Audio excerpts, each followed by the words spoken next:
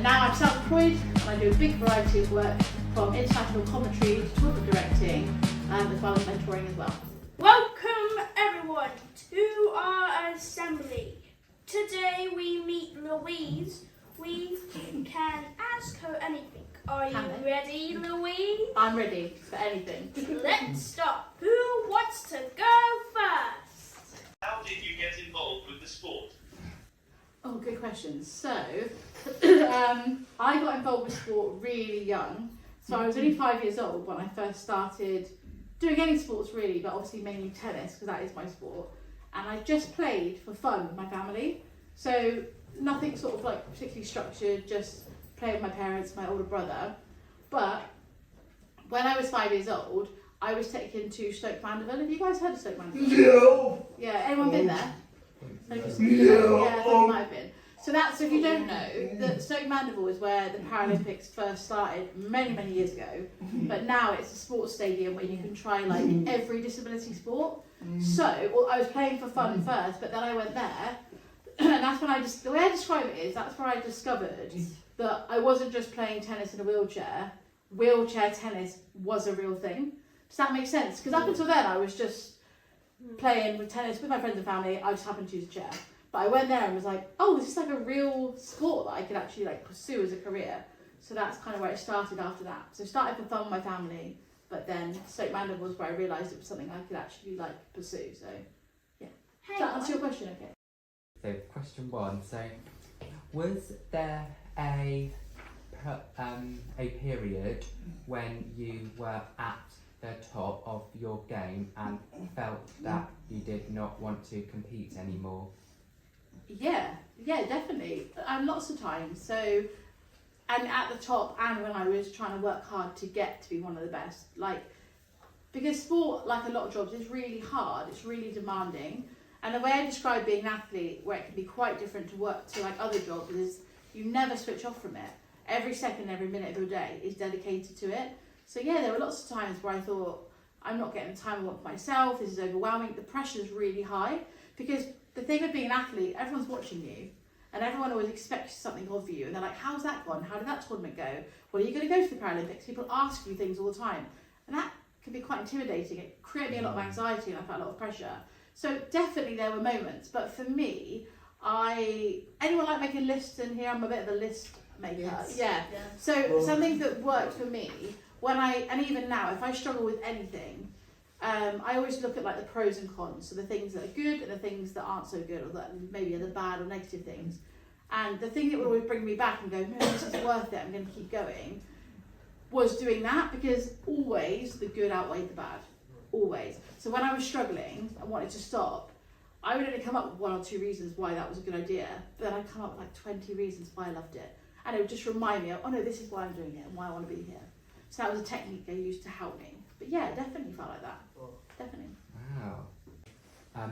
What inspired you to carry on? Great question. So there's a few things. I'm going to try and put it into a nutshell. A few things. One thing that always inspired me to carry on was that I set goals for myself, okay? So I always had things that I wanted to achieve. And some were like little things and some were big things. But I had those goals in mind, and I'm someone that's I'm very resilient and I'm very committed. Once I set my mind to something, I'm going to achieve it, and that's just how my brain works. So that kept me motivated and inspired to keep going, because I was always like, well, I've not done it yet, so I want to keep going. But the other thing for me, like being an athlete, it's very cool. It brought me amazing things. It brought me travel, brought me amazing friends, provided me with an income. It was my job. But like something that always inspired me was I love proving people wrong. And I love proving society wrong in terms of what we can be capable of as disabled people.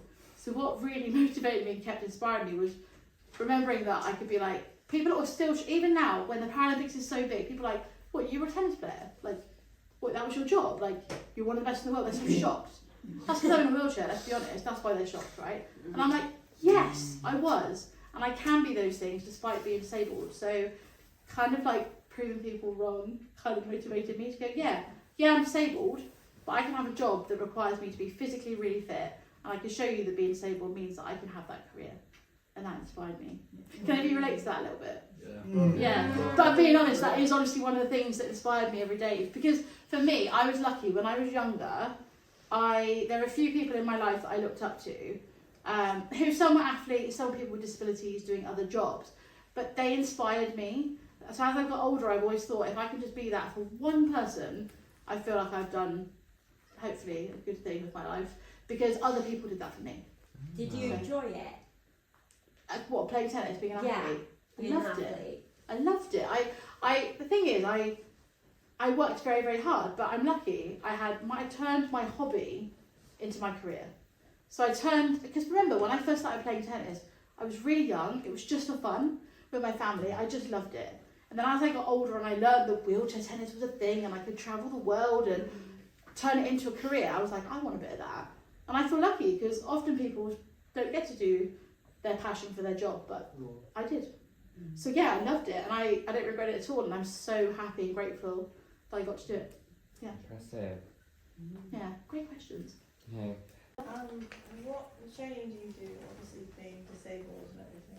Say that again for me. What training do you do? Training? Yeah.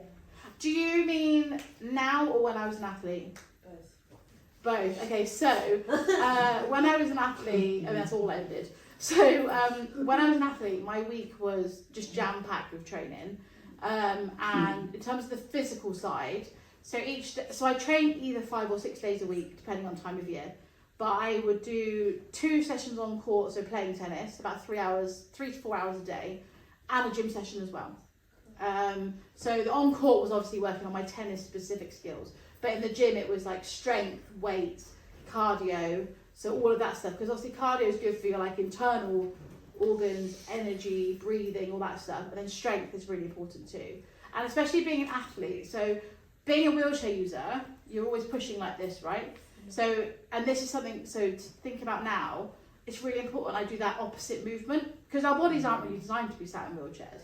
So I'm doing this all day, so I do a lot of movements working on that reverse movement to try and keep me balanced and try and make sure my shoulders don't round off too much, because that's something quite common and can happen quite easily if you use a wheelchair. So now it's more about doing the opposite movements, lots of stretches to get out of a seated position, which is really important. But now it's just about keeping myself generally fit. I quite like it now because I can just go for a hand cycle, have a swim, walk the dog, and they're all just nice general fitness things now. I don't have to specifically think too hard about, well, this muscle needs to get stronger than this muscle and all those sorts of things. But I do keep doing that reverse movement just because it's important to keep myself balanced. So yeah, I don't actually miss the training at all. I don't miss, I always loved practice. I never felt out of love with that, but like I don't miss my body hurting all the time. Does it irritate you? What, my body aches and things? Yeah. Yeah, of course it does. And now I still ache and have pain. It's the nature of my disability and being sat in a chair all day. You know, I get to the end of the day and I don't know if anyone here in a chair really can relate at all, but I just desperately want to get out. I've been sat in one position and yeah, it's really irritating. But I make sure I get out, I stretch, especially like on my bed, I make sure I move around and get my body in a different position to this, and then that helps me. So yeah, it's irritating and frustrating, but I have the tools, like your music, right? I know what to do to help it. But it's really important just to change this position when I'm able to, yeah. You guys relate to that? Yeah. I say all the time, like my positions are either lying down or seated. Like yeah, that's all you got. Yeah. No matter whether you go into a different chair or your wheelchair, it's still a seated position. Yeah, I know, and that's why like getting on a bed or something's nice, isn't it? Because then you could just change that. That's also why I love swimming. So the reason I said that earlier is for me. So the thing is, if you can't walk at all, you never have the feeling of not having like something like sort of supporting you, if that makes sense, something like pushing against you. So I love getting in the water because my body just feels completely free. Yeah. Because nothing's like holding me up. So that's one of the reasons why I love swimming. Yeah. Nice. Good questions, guys. Really good.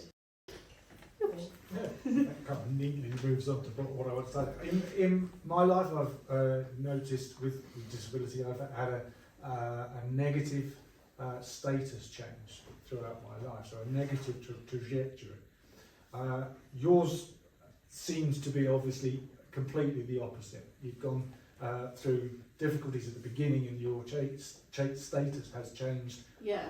how do you feel that that has been approached, and how do you feel about that? Has that caused you any difficulties, or because I know what it's like to have a big status change. So this is like a really important topic. So at the moment I'm writing my autobiography and I've got a ghostwriter helping me, right? And she kept saying to me, like, what's our constant narrative? What's the theme of the book? And I couldn't get to it. And then about a couple of months ago, I was at a business expo as a keynote speaker. So I'm there paid as one of the main speakers, right? Just done my talk, people had come along to listen to me. I'd gone back to my stand and someone came up to me and went, what's wrong with you then? Right? And I just looked at him and I went, I don't quite understand your question. He goes, what's wrong with you? And I went, to my knowledge, nothing. And then he went, but you're a Paralympian, and he looked at my banner, he's like, but you're a Paralympian, what's wrong with you? Now, in the moment I was seething, right? In the moment I was thinking, really? Are we really still here? But that moment made me realise that I still live in this really odd world where in one day, every day of my life, 1 minute I'll be an inspiration. I'll be someone who people admire, who thinks it's great, you're resilient, positive things. And the next moment, there's still something wrong with me. I'm still a burden. I can't go to that gig because there's no spaces left for me. So I do feel that my life has evolved positively, and I definitely use my disability, I hope, as a power for good to educate, but it's not perfect.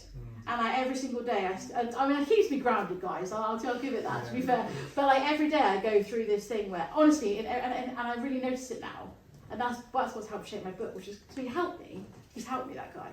It's really interesting, isn't it? So he went from insulting me that day to actually helping me find the answer I was looking for. But every day I still have that balance. And it's like, you're not capable, you can't come here, you need someone to come there with you. I'm like, I can come on my own, thank you. So I feel like it has developed, and I do use it for good, and I hope that I'm an example of that disability doesn't have to hold you back, and that you can achieve it. It might just be that we have a few more barriers to get there. And I always describe it like, often I can't go from A to Z, I've got to go via B and Q to get there, right? Yeah. But I'm going to get there. Yeah. So what I would say is, yes, it's gradually got more and more positive, especially as well, being a Paralympic athlete that competed in London, that really changed my life. But still every day I have that 1 minute something wrong with me, and then I'm this inspiration. It's bizarre. It's crazy, isn't it? It is crazy. Thank you. Does that answer your question again? Yes, it does. Yeah. Thank you. It is really bizarre, but I think that guy helped me. Yeah. And how would I have known that at the time? You can dedicate your book to him, can't you? Yeah. Well, in fact, I think at the moment it's going to be my opener, and I'm actually thinking that the name of my book's going to revolve around it. It's amazing. It's amazing that it's it's just mad. At the time, I was inside. I was internally screaming. Yeah. But yeah, funny that. So. Yeah. Awesome. Thank you. Do you have a question? Yeah. How do you overcome prejudice? How do I overcome prejudice? By proving them wrong. That's how I overcome it. So so you know that guy I said that was what's wrong with you? So I challenged him on that, because to start with I was like, well, nothing. But as I know, can you just imagine me in that scenario? Because you know quite well, don't you? So you can imagine it. But I was like, nothing. And then he said it again. I was like, there's nothing wrong with me. And then he went, oh, have I asked that wrong? I was like, you absolutely asked that wrong.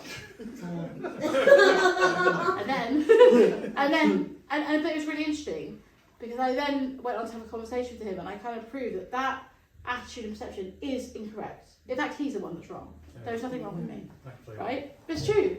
And that's how I overcome that prejudice, because, and I'll be honest, some days I can't be bothered to educate, because I don't feel that it's obligatory for us to have to always fight and always tell people.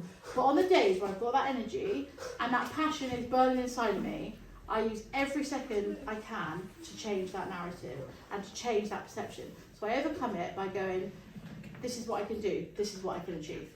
And that's how I overcome it. And that's what, remember I said to you earlier about, that's what motivated me as a tennis player often. That was back to your question, if I sometimes felt like giving up or wanting to stop, it's like, no, because actually, for every person that says, well, you can't do that, I don't believe you're a tennis player, you're in a wheelchair. I'm like, watch me. And that's how, and that genuinely, and do you know what's also cool? Like, it's really cool proving people wrong, but it's more exciting surprising yourself. Because, Yeah.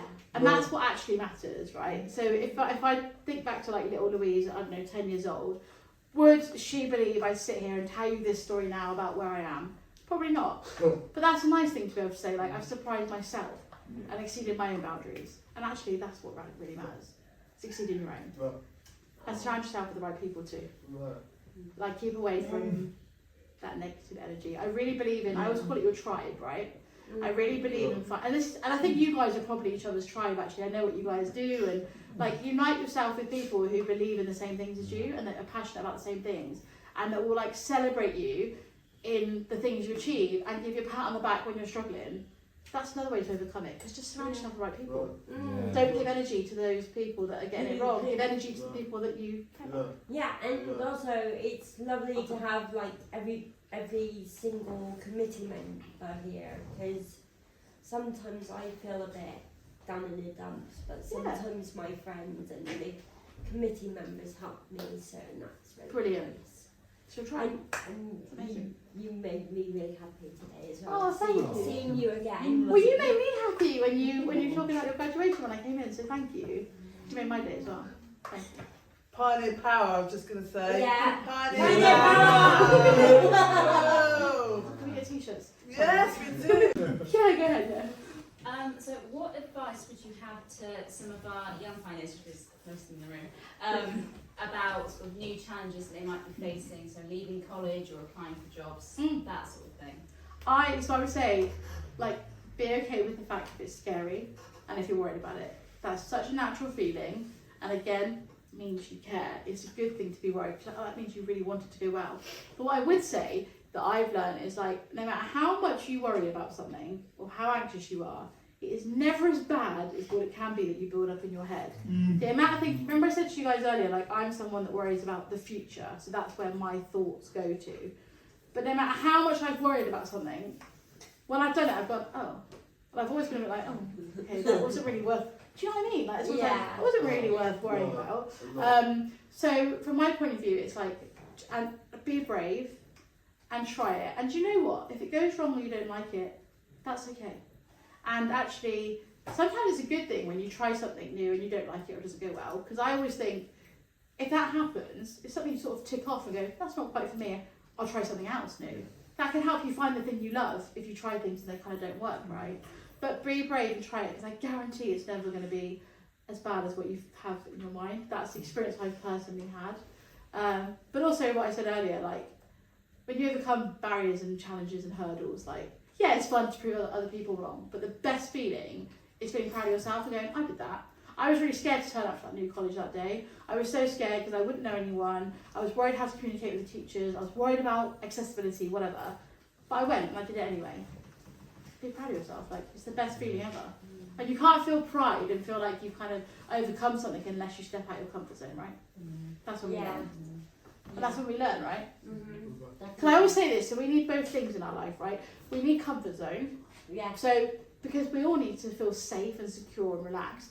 But the way we learn and progress is by stepping out of it. That's when we learn the most. So we just need to step out of it sometimes. So be brave, give it a try. What have you got to lose? You'll never regret trying, but you might regret not giving it a go. Yeah. Of course, now you're all finished with your competing and everything.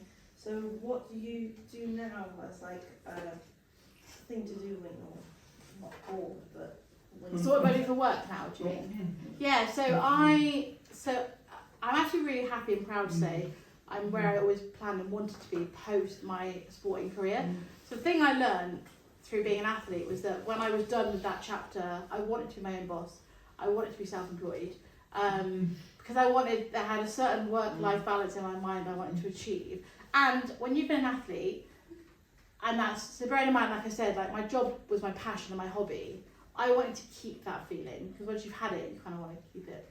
So I'm self-employed, which is very exciting, and I do a big variety. So I go into schools. Do you want to talk about that? You want to say how rubbish I am when I come into I go into lots of different schools all over the country as an athlete mentor, and like what I did with Nathan, I deliver different programs. Often using sport as a tool to teach different life skills and employment skills. So although we're using sport, it's not about becoming a good athlete. It's actually relevant, but we're making it more fun and interactive rather than sitting behind a desk, because doesn't work for everyone. So I'm in schools all the time in that role. I commentate as well. So this year I'm doing Wimbledon, I'm doing the Paralympics, which I love. I now also run international tournaments, so organising. So it's really weird. So I now organise and deliver the tournaments I used to play in, which is really strange. So I do that, and I'm a public speaker as well.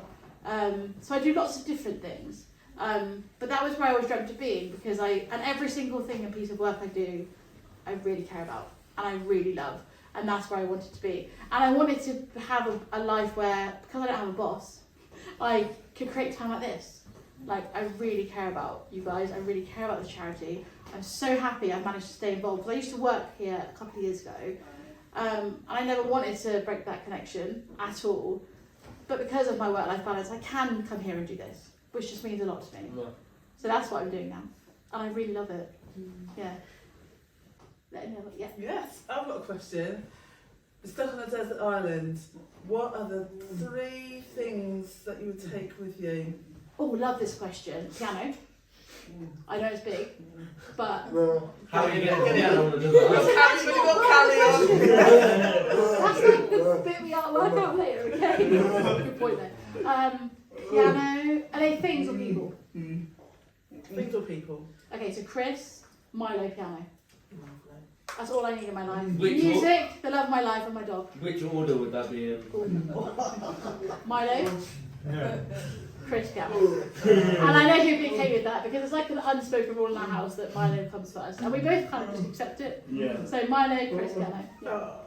That'd be a good time. Yeah. I want to go on the bike. I'm saying that is but they are definitely. Yeah. There's some that are on like this. I was going to say it's hard enough to get a wheelchair on an island. Yeah, no, I hadn't thought about the small print of how wide it Yeah. Don't worry about Well, that. luckily, Chris is quite big and strong, so... Wait, for clarity, Inclusive my chair is island. coming, isn't it? Inclusive island. Yeah, well, you have to take the For chair. clarity, that'll be fine. I'm just going to check that I don't have to, palm off Chris from my wheelchair. I was going to say, there's a sign of her sand, because if it's anything like mine, I just sink in the sand. Wheelchairs and sand is the very definition of hell. Honestly, I just... Do you know, actually, I went on... So last year, my friend got married in America, so I was her bridesmaid. So when I was there, I went on some little trips and stuff, and I went to this one island, and they had beach. Have you guys used beach chairs before? I've seen them. I Game yeah. changer. Yeah. It was so lovely. They had loads there, so you could pick them up wherever you needed to. Amazing. I mean, the only thing that's frustrating is you can't control it yourself. Yeah. But amazing. I could go right to the sea, swim, get back in it, come back. It was just lovely. But yeah, they are. I know they are looking into making them electric, which I can't get my head around because they go into the water. Yeah. I'm not sure how safe that is. But they are working on it. There are some that are on fixed, what do you call like Tracking track. almost. You see Yeah. those? Yeah, and you can literally press a button and take yourself down. Yeah. Which is quite cool. But a game changer. But yeah, no, these chairs and sand. So Chris will carry us, don't worry. I'll get him to pop us over our I shoulders. went to a wedding once. They had a beach wedding. So I had someone carrying me and then someone carrying my wheelchair. Yeah, story of my life. Yeah, so that feeling. I have another question for somebody that can't be here either. So this is a question from Abby. What is your favourite holiday destination? I'd probably say, so for my honeymoon we went to the Maldives, and that was just the most amazing place I've ever been. I loved how isolated we were. We had one of those like bungalows on stilts in the sea, and that was really cool because actually to get in the sea I could go straight off of our balcony and back in, so I didn't have to do sand, which is great. So I think the Maldives is my favourite destination ever. It's beautiful, it's amazing, and the people there, I've never felt so able in my life, because actually when you hear island sand you think, really, Louise? But everyone was so helpful. Everything was made so easy for me. I could do everything from jet skiing to swimming with the sharks and doing coral reef swims and all these things. They made everything possible. So yeah, it was amazing. But yeah, Maldives. Take me back. Take me back. I miss that tan. I really do. Another question? So, with that then, very much, Louise. Let's give her a big round of applause. Appreciated your time, and thank you to everybody for all of your questions and taking the time to come over, coming from very far as well. I would really like to talk to you That's sometime. lovely. Thank you very much. Thank you. No, thank you all so much. Like, honestly, amazing questions. It's been lovely to spend the afternoon with you, so thank you for having me. Thank you for coming. Loved it. Thank you.